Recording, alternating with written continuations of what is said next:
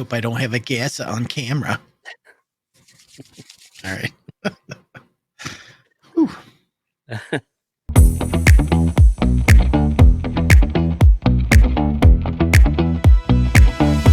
This is Flick Flops. Welcome back to Flick Flops, the podcast where we dig into the best and the who the heck greenlit this of cinema.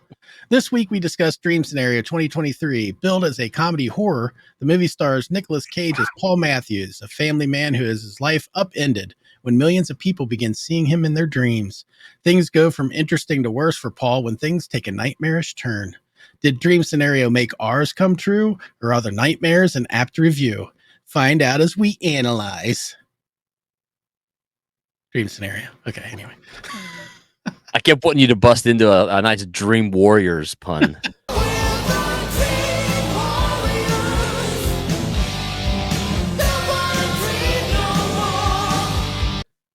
It's the Dream Scenario. Okay. Dream Scenario.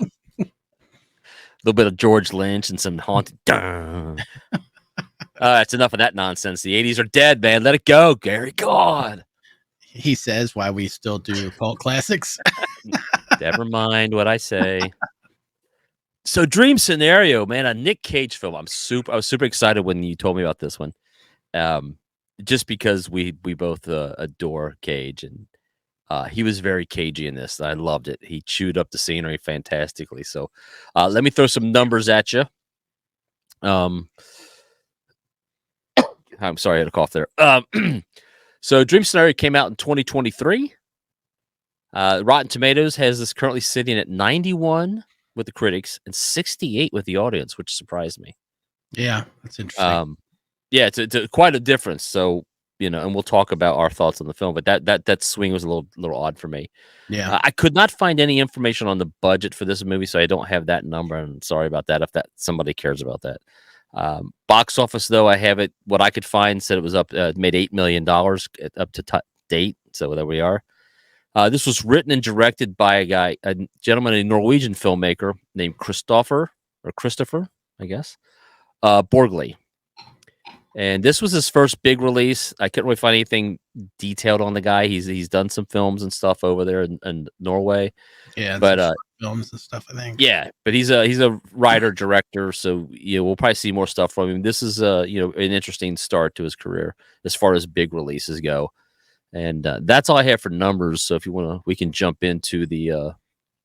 Yeah, we can just start talking about it. Our voting. Do we have all that up here? All right. So our ratings. Bam. Gary, I give this a 1 poop. I really enjoyed this movie. Yeah. So you want to get with yours real quick? Yeah, let me go ahead and give you mine then real quick too, because I too gave it 1 TP. Yeah. I totally agree. I really enjoyed the movie. Before we get into talking about the movie real quick, I did write a note that this happens a lot. There's a lot of films that have been distributed by A24. Yeah. And anymore, I feel like those are the movies that I'm most interested in. They aren't necessarily going to be great movies, but they're always something different and creative. Yeah. They're like a few just to give you an idea of some of the movie, the ones that I've seen that are on the list. I was going to read this list, but I'm not going to go through it. There's just too many of them, but just to name a few, we most recently reviewed Talk to Me. Yeah. So a Flick Flop alum, easy for me to say. Flick Flock. That's a new one. Beau is Afraid, which I don't know if you've seen that one yet. That's I have not. One too. The Whale, Kevin Hayes' favorite, Everything Everywhere All at Once. I think I remember him saying he liked that movie. Uncut Gems, if you've seen that movie, that was I have seen that movie, which we could talk about that, but yeah. Hereditary, good lord, that movie. How to Talk to Girls at Parties, based on a Neil Gaiman short story. Oh, interesting. Don't even know if you knew about that one. I did not know about that. And there's a bunch more. I'm not going to get into all of it. I thought it was funny that they do have a movie called Room, which had I forget her name in it, but it's from a book. Yeah. Not to be confused with The Room. Yeah, I was gonna say It's that Tommy Wiseau movie. yeah. But A24 did distribute the where is it at here on my list? They did distribute The movie about The Room. The Disaster Artist, which James Franco. Yeah, that's about the movie. And I like that I think movie. that's hilarious. Yeah, me too. I was oddly entertained by that. Yeah. I did not hit her. I did not do it. I did not. Yeah. Oh, hi, Mark. Anyway. That's it. Oh, hi, Mark. Anyway, I just want to make that note that anytime anymore, man, as soon as A24 comes on the screen, I'm like, man, this is gonna. I'm either really gonna love this movie or I'm gonna be like scratching my head at the end, going, "What did I just watch?" It's almost like they're becoming the modern day Miramax. Yeah, you know, when Miramax films Tusk A24. Oh, really? Yeah, which now that someday we're gonna discuss. Tusk. That's a head scratcher. Yeah. That's the one you're like, from a filmmaker I love and adore, and I was like, yeah. But anyway, you know, so I just prior to Harvey Weinstein's fall from grace, Miramax was if they put something out, man, it was going to be talked about, loved, or just something different. Yeah, and I think that's really cool that you recognize that with A24, because I didn't put it together, but I did notice, like, as I watch films, I'm like, you know, I pay attention to those credits, and I was like, man, I see their stuff a lot, you know. Yeah. And it seems like I enjoy what I watch by them. So that's good call, Gary. Yeah, most of the time I like the movies. But I haven't seen them all. I did look at the list today and I was like, holy smokes, there's a lot of movies I gotta go through, you know. But it's always been kind of just discovering them accidentally, not really going looking for that or noticing that initially. But now I've seen it as a pattern. But anyway, I digress. Don't digress. Let's get back to Nick. Do it, Nick. I feel like I'm doing a bad Andy Samberg impersonation of Nick Cage. So I feel like I'm doing a bad impersonation of you doing a bad Andy Samberg impersonation. Oh God, it gets diluted, man. It's like multiplicity here. Hi, Steve.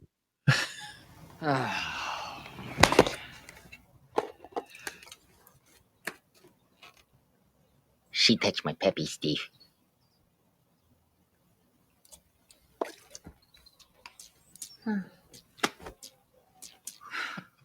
We're spitting on bugs. Anyway. Come on up. We're spitting on bugs. That's one we gotta throw that one into the retro rewind sometime. Yeah, just for funsies. Anyway. So look, this story is very bizarre. Yeah. And I knew zero about this movie. I don't read up on these things. You know, Gary sends me a title idea. I'm like, sure. I put it in. I start watching it. There's a part of me that enjoys going into these films with zero idea of what I'm about to watch. Yeah. So I just let it unfold. And at first I was like, man, this movie's a little weird. Like I couldn't quite get what was going on. But I let myself go and just really started enjoying watching Nick Cage act. Mm-hmm. And again, I know a ton of people, they make fun of Cage, and I think he's good-spirited about it, the same way people make fun of Christopher Walken or whomever. But I enjoyed watching him in this role a lot. Yeah. And the movie was very interesting, like the way it unfolds, and I don't want to give too much away, but there were a couple scenes I wrote down that I really I enjoyed. One scene, because this movie doesn't make sense when you watch it. It's a good watch, but there's parts of it that it just doesn't make any sense. Well, and there's no explanation.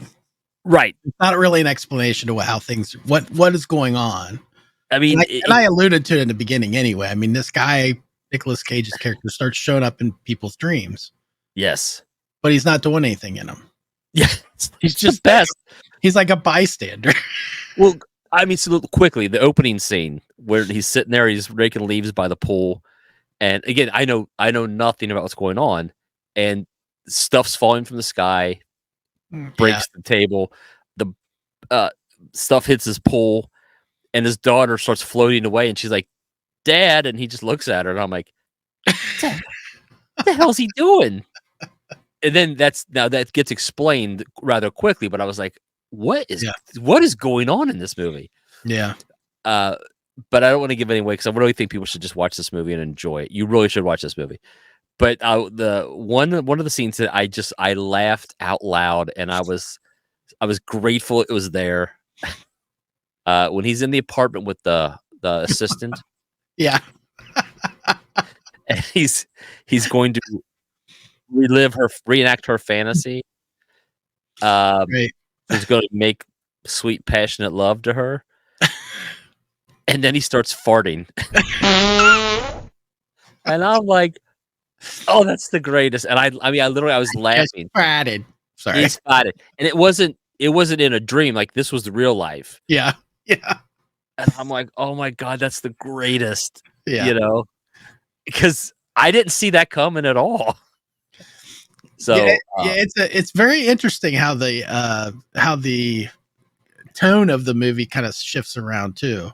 yeah, it bounces You around. don't see that it's I don't know how to even explain it, because it takes this weird turn that almost seems like some sort of, I mean, it's not really masked that much, but there is a take on cancel culture. Oh yes, in the film, and it's pretty blatant. They even discuss it, but it's interesting to see the ramifications of that. I don't want to say too much about it either. I don't want to spoil anything, but it's really the way the whole theme shifts during the movie, and gosh, I want to ask you something after we get to recording about when the shift happened. Yeah. Just so it's rude to keep that in back. So let me got two more scenes we'll talk about, and we can move on. Dreamfluencers. That whole that term and that idea, I was like, you know what? I mean, we're laughing at that, but I'm telling you, that's something's going to happen in the future. I think this filmmaker, he's got a vision for something that's going to happen in the future. Well, and that's another kind of thing with the theme in it too. It's like it shifts around so much. There's that parody of kind of like stuff that goes on now, which could be in the future, and it's such satire of that. I mean, it's got great moments in the film. I will say I wasn't 100% with the ending, but I think part of that was because I kind of wanted more from it. Like I wasn't done watching it yet. I wanted to see more. I know what you're saying. There's a movie, not to say that, and I'm drawing a blank right now, that I saw. The ending let me down, and Teresa and I were talking about once, and she's like, "Well, that was a good ending." I was like, "Oh, I know what it was. It was the ending of Better Call Saul, the TV series." Yeah. And we've talked about it, and I won't get into it, but the way that ended, I was like, I don't like that because I don't think that's what he would have done as a character. Yeah. You spend 6 seasons building this character, taking him in one direction.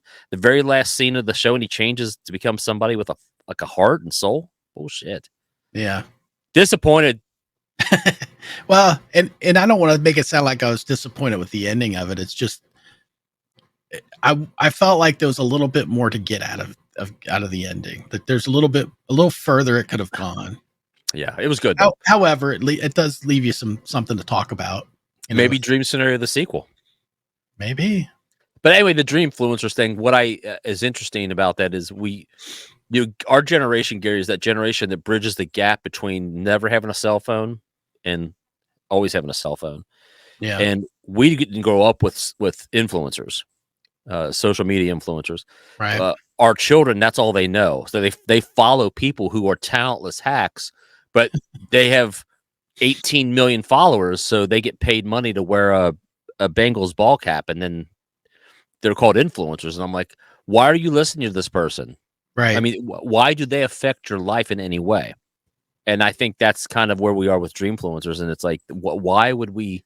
But I think that's a reality of something like that is going to happen. So anyway, just let me get off the soapbox. Hold on. There. All right. You look tall. Now I'm back. Yeah. The last thing I'll say, and this is another thing and I say this is one of my favorite things. I'll be bold to say this is one of the most favorite thing I've seen all year. Wow. I'm bold. I'm going out there, Gary. You are. You're really pushing. And I expect you in editing to put a picture of this up on the screen. Okay. Nick Cage in the talking head suit. Oh, I know. Dude, I was like, I applauded. I was like, yes. And if you don't pay attention in the beginning, You don't understand. You don't really catch that Oh, when it happens. It delivered such joy to me, and Yeah. I kept hoping. I was like, oh, if only we could see that. And when he showed up, I was like, oh, this just paid off everything for me. It was, it's not even that big a deal. I wanted to see it so bad. Once she said it, Well, it's big for the story. That's part of the whole. I couldn't stop picturing like, oh, please let me see this. Yeah. So I wanted to put that out there. That was that's my favorite thing of the year so far. Well, there you go. Old, I've said it. And I'm sure I've just put the picture up, so I'm sure you guys just saw that just now, a minute ago.